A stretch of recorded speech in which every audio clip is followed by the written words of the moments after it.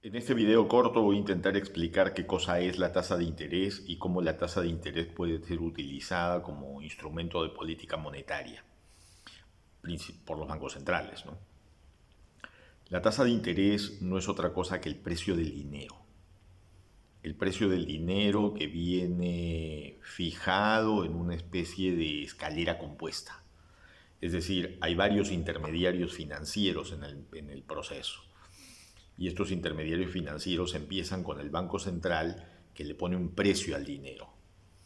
Ese precio al dinero es lo que el Banco Central está dispuesto a pagar por los papeles que emite. Ese precio al dinero es, desde el punto de vista de quien lo toma, un costo del dinero. Entonces, si la tasa de interés sube, y las tasas de interés suben, el costo del dinero para quien lo toma es cada vez más caro y por lo tanto el subir la tasa de interés enfría la economía. Por otro lado, cuando la economía se ha ralentizado, está, digamos, resquebrajada porque los costos son muy altos, entonces los bancos centrales suelen utilizar como política el hacer recortes en la tasa de interés, es decir, bajar la tasa de interés. Con eso calientan la economía, si se quiere. Con eso hacen que el costo del dinero sea más barato y por lo tanto quien lo toma a un precio menor y puede hacer un efecto de cadena para poder aliviar lo que la economía requiere para poder operar. Entonces es un manejo muy fino el que hacen los bancos centrales para poder, digamos, determinar cuál es la tasa que se necesita y en qué momento del tiempo. Porque hay momentos del tiempo donde la economía está súper inflada, hiperapalancada, hay una fiebre por, digamos, la financialización y entonces eso hace una economía sobrecalentada y en una economía sobrecalentada el instrumento para poder enfriar la economía es subir la tasa de interés. Eso fue lo que pasó en la época de la crisis, cuando vino el proceso del COVID, después el post-COVID y entonces digamos, pasamos de tasas de interés cero a tasas de interés bastante altas, ¿no? 5.25 a lo que hemos llegado. Entonces, recién después del efecto de que, digamos, la economía se llegó a ralentizar y la inflación estuvo bajo parámetros de control, recién a partir de ese momento es que la Reserva Federal, que es el Banco Central de Reserva de los Estados Unidos, decide recortar la tasa de interés. Ahora bien, cuando tú recortas la tasa de interés, digamos, haces que el dinero sea más barato y los mercados reaccionan muy rápidamente. Primero porque hay una gran cantidad de estimaciones sobre si se va a recortar o si se va a subir. Y entonces las estimaciones son las que definen básicamente el álgebra de precios. Y entonces se ha venido especulando mucho acerca de en qué momento iban a recortar y en qué momento se podían recortar las tasas, porque el dinero se había encarecido. Y este recorte de tasas, que aunque parece un recorte pequeño, es un recorte que ha impulsado a los mercados. Es decir, ha dado el ánimo y la confianza a los inversionistas para poder agarrar y digamos, tomar un dinero para poder entrar en otros activos. Desde el punto de vista del inversionista, esto tiene efectos también significativos, ¿no? Porque el inversionista toma activos que le dan una mayor ganancia, una mayor rentabilidad, que le pueden devolver un mejor precio por el dinero que toman.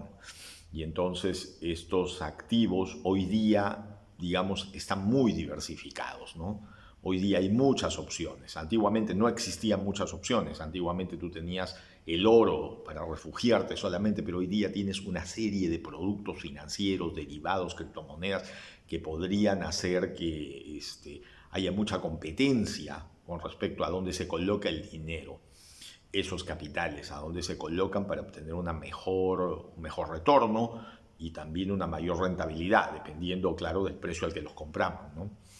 Ahora, cuando los intereses suben, cuando la tasa de interés sube, ¿por qué se retira el dinero? Se retira el dinero no para guardarlo en una caja, se retira el dinero para anclarlo en bonos, porque los bonos están dando tasas altas.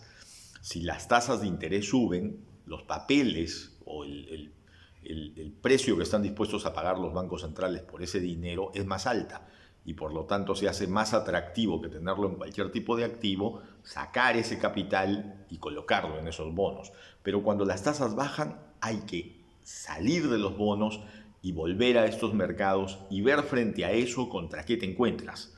Y si te encuentras contra algo muy diversificado y con muchas opciones de inversión y con mucha rentabilidad, pues ahí es donde se estaciona el dinero. Pero recuerden, el proceso, que es simple en esencia, también está anclado en un alto grado de financialización de la economía. La economía está financializada, persigue la ola de liquidez, es decir, no es la lógica la que la domina, sino la ola de liquidez. Donde está la liquidez, los alcistas ganan, los bajistas ganan y en el camino el dinero débil o el retail es el que siempre pierde. Es decir, se cosecha del mercado en las alzas y en las bajas. Entonces hay que entender muy bien cómo funcionan estos ciclos para poder operar, digamos, con fundamento y para que esto no se convierta en una lotería. Entonces, para operar con fundamento se requiere este análisis de poder entender cuándo sube la marea, cuándo baja la marea, cómo son los ciclos económicos y qué cosa está barato para poder comprar en los momentos de crisis. En los momentos de crisis hay cosas valiosas, hay activos valiosos que se vuelven a un precio que está muy por debajo de su verdadero valor. Y para eso hay que saber estimar ese valor, ¿no? Entonces, esos son los momentos en los que hay que entrar. Incluso cuando la marea regresa, no todos los activos se recompensan a sus precios originales. Y entonces, una vez que la marea regresa, existen algunos activos que aún están retrasados.